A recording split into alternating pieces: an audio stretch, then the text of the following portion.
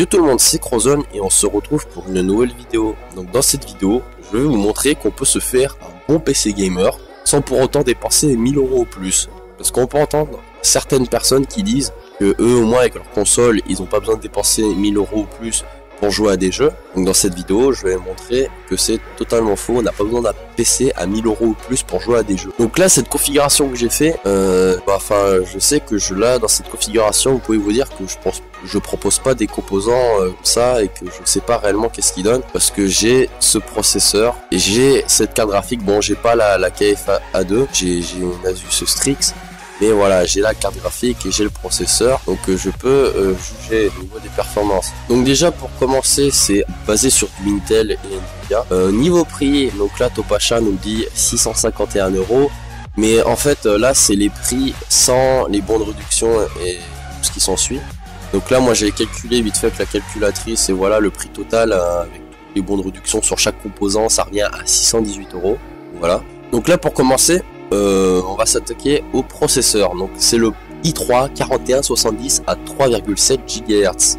Donc certains peuvent faire la gueule en voyant dual core, mais ne vous inquiétez pas, ce processeur, comme tous les i3, a une technologie qui s'appelle l'hypertraining. Et en fait, ça va prendre les threads. Donc là, il y a 4 threads. Ça va prendre 2 threads et les additionner à chaque core. Donc ça fait 2 threads par core. Donc au final, ça nous fait un quad core. Aussi les i7 ils ont le turbo boost et l'hyper training, donc du coup en fait les i7 à la place d'avoir 4 cœurs ça leur fait 8 cœurs et en plus ils ont le boost. Là l'i3 il a pas le boost, c'est le i5, enfin c'est l'i5 qui ont le boost. Là le i3 il a pas le boost mais il a l'hyper training, donc à la place d'avoir 2 cœurs il a 4 cœurs. Bon, on va dire que c'est une sorte de i5 du pauvre. Bon, c'est vrai que le terme est un peu choquant, mais en gros c'est ça quoi. Donc ce i3, donc si vous voulez voir les performances qu'il a, vous allez juste sur ma chaîne et vous regardez, je fais énormément de vidéos benchmark donc avec ce i3 et d'ailleurs aussi avec la carte graphique que je vais vous proposer. Donc voilà, donc pour le processeur, le petit i3 4170 3,7 GHz qui est franchement de bonne performance quoi. Et peut-être qu'il y a certaines personnes qui vont dire oui mais il y a aussi le FX 6300, mais le i3 4170 de ce que j'ai vu, après je vais pas affirmer que j'ai raison, mais de ce que j'ai vu sur YouTube niveau benchmark et tout, le i3 4170 est bien plus performant que le FX 6300. Après le FX en multitâche, le FX a plus de cœur, le FX en multitâche, donc en utilisant plein de choses sur le processeur, donc plein d'applications, plein de choses comme ça, le FX se démarrera un peu mieux parce qu'il a plus de cœur, mais autrement au niveau jeu, c'est le i3 qui va mieux gérer. Le i3 on voit plus de patates en jeu. Voilà. Donc niveau i3, voilà, c'est 123 €. Bon, moi je l'ai payé 110 € sur Amazon, mais je vous ai montré, je vous montre sur Topachat. Parce que sur Topachat, c'est plus facile de vous montrer. Voilà, la configuration, elle est là, juste à cliquer sur plus d'infos. Bon, c'est vrai que c'est un peu de la fainéantise, mais je trouve que c'est plus sympa de vous montrer sur Topachat. Après, pour les prix, vous pouvez toujours aller regarder sur d'autres sites pour voir si vous trouvez pas moins cher. Donc pour le i3, c'est fait. Donc après, la carte mère, pardon. Donc là, c'est la Asus B85 Pro Gamer. Donc la Asus B85 Pro Gamer, je vous ai sélectionné la carte mère qui est pour moi le meilleur rapport qualité-prix sur Topachat en tout cas. Sur Topachat, là la carte mère est actuellement à 106 € et réellement pour ce qu'elle donne, elle est excellente. En plus, vous pouvez vous faire rembourser jusqu'à 50 € par Asus, mine de rien, c'est pas mal. Donc ça fait que vous payez au final votre carte mère 56 €. Donc voilà. Donc cette carte mère, je connais quelqu'un qui a cette carte mère, donc je peux juger aussi, et cette carte mère pour le prix est juste excellente. Niveau design, franchement, il n'y a rien à dire. C'est pas le design que je trouve. Ça n'a pas un design basique comme les cartes mères à ce prix-là.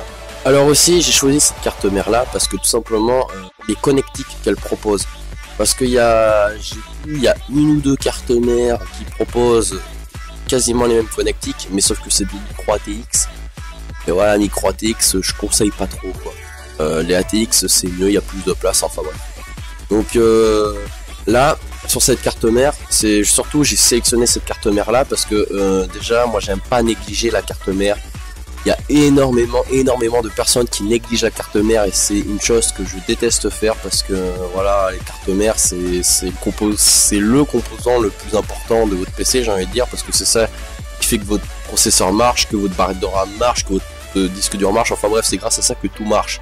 Donc j'aime pas voir des configurations où à chaque fois les gens vous proposent des cartes mères à 60 euros, 70 euros.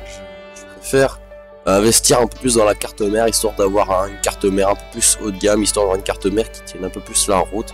Même si bon, je dis pas que les cartes mères à 70 euros elles tiennent pas le coup, enfin elles tiennent pas la route. Mais voilà, je préfère investir un peu plus sur la carte mère, histoire d'avoir un meilleur matos quoi. Donc aussi pour ce prix là, ce qu'il y a aussi dans les cartes mères qu'on vous propose qui sont à 70 euros, c'est qu'il n'y a pas les prises son, il y en a pas. Genre il y a juste la prise son, la prise pour brancher vos écouteurs ou votre casque, et la prise pour le microphone et l'autre prise bleue là, je me rappelle jamais ce que c'est. Et après bon, il reste les connectiques de base pour brancher son clavier et brancher son écran sur le chipset. Mais il n'y a jamais la prise optique et les 3 prises analogiques pour le 5.1. Et ça c'est quelque chose que j'aime pas, parce que moi par exemple, moi je pense aux personnes qui ont un home cinéma tout simplement, ou qui ont un kit 5. Ces personnes-là se font totalement enculer parce qu'ils peuvent pas brancher leur home cinéma ou leur kit 5 sur leur PC. Alors il y a des personnes genre qui branchent leur PC dans le salon à côté de l'écran plat et tout, et s'ils ont envie de brancher leur home cinéma pour se mater un film ou un truc comme ça, bah ils l'ont dans le cul, alors qu'avec ça ils sont tranquilles, surtout qu'avec ça ils ont le DTS 5 ou le Dolby Digital 5, ils sont tranquilles. Voilà, donc c'est pour ça que j'ai choisi cette carte mère là. Parce que pour le prix, niveau rapport qualité-prix, niveau connectique, etc., je trouve personnellement que c'est la meilleure en ce moment sur Top Achat. Donc, enfin, c'est tout ce que j'avais à dire sur cette carte mère. Bon, après, elle propose plein de technologies. MSI ont des technologies similaires, il me semble. Voilà. Donc après, niveau barrette de RAM, donc là, basique, hein. La DDR3 Kingston HyperX Fury Red 2x4 Go 1600 MHz. Donc si vous savez pas ce que c'est, je ne sais jamais comment on dit, si on dit le CAS 10, enfin si on dit le CAS ou le CAS, je sais pas. Bon, enfin bref, cette chose là, en fait ça veut juste dire le temps de latence des barrettes de RAM en fait. C'est le temps de latence des barrettes de RAM, et 10 c'est la norme quoi, enfin, c'est la moyenne des barrettes de RAM quoi, c'est en général c'est 10, 9, 11, voilà quoi, ça reste dans la moyenne.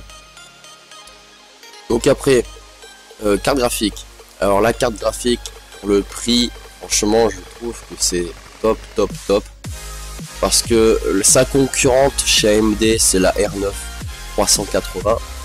Donc niveau performance, hein, ils sont à peu près égales. Enfin la R9 380 en performance brute, elle est plus performante. Bon, c'est pas phénoménal, mais un peu plus performante. Mais pour le prix, là, ce prix-là, honnêtement, on a que des R9 382 Go, des 962 Go tout simplement. Et là, c'est franchement de voir une 964 Go à 200 euros, bon, ça fait plaisir, il faut en profiter. Parce que c'est pas du tout cher quoi. Que normalement c'est à 220 euros, 130 euros, enfin voilà. Donc du coup en fait niveau rapport qualité-prix, voilà, c'est celle-là et sans hésiter quoi. Et pareil, si vous voulez voir quelle performance a cette carte graphique, vous avez juste besoin d'aller sur ma chaîne. Je fais plein de vidéos benchmark avec cette carte graphique là. Bon, c'est pas la KF2A, hein, moi c'est la Asus Strix, mais voilà, c'est la même carte graphique avec pas exactement les mêmes fréquences, mais ça doit jouer à 1 ou 2 FPS maximum encore quoi. Donc voilà, donc c'est fini pour la carte graphique. Maintenant aussi petite précision, après si vous voulez des détails sur les graphismes et tout, ça fait tourner quasiment tous les jeux en ultra. Après quand je dis tous les jeux en ultra, c'est l'anti-aliasing en FXA uniquement, l'anti-aliasing au dessus, comptez pas là-dessus.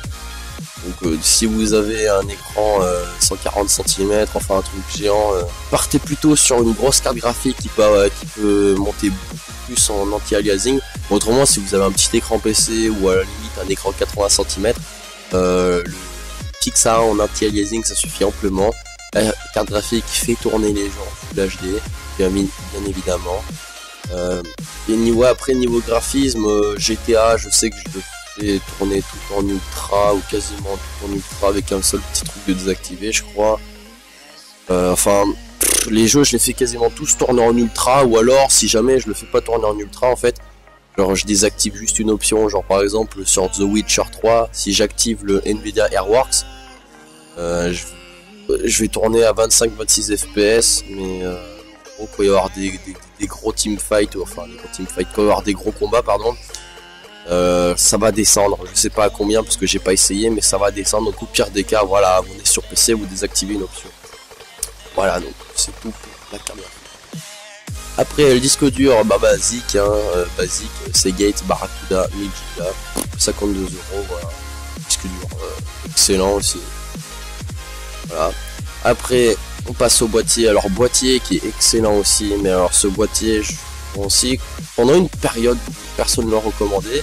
Et là, en ce moment, les gens ils le recommandent plus trop. Ils recommandent des boîtiers que je recommande pas forcément. Bon après voilà, chacun a son avis.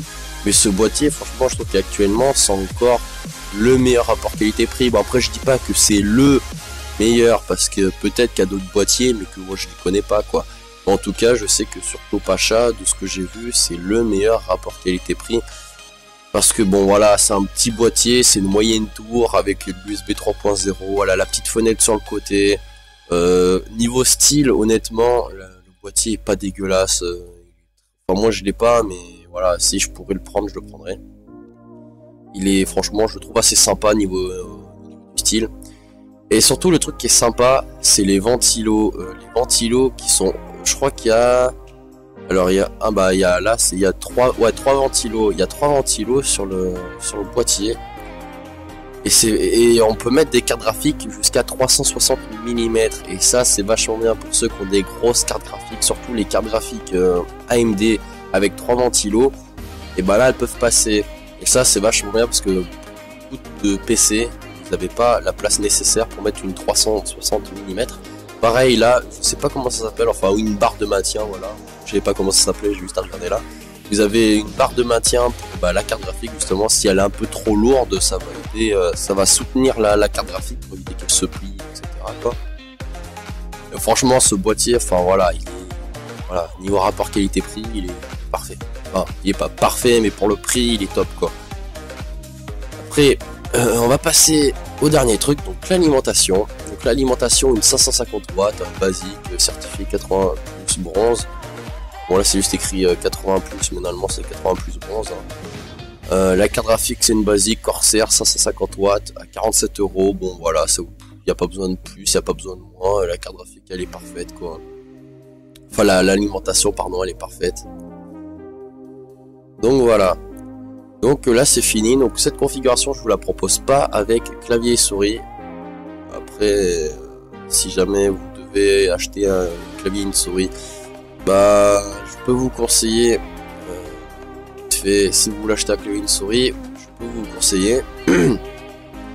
Alors c'est où? C'est le Cooler Master. Ouais, il est là, voilà. Je cherchais pendant 3000 ans, il était juste là.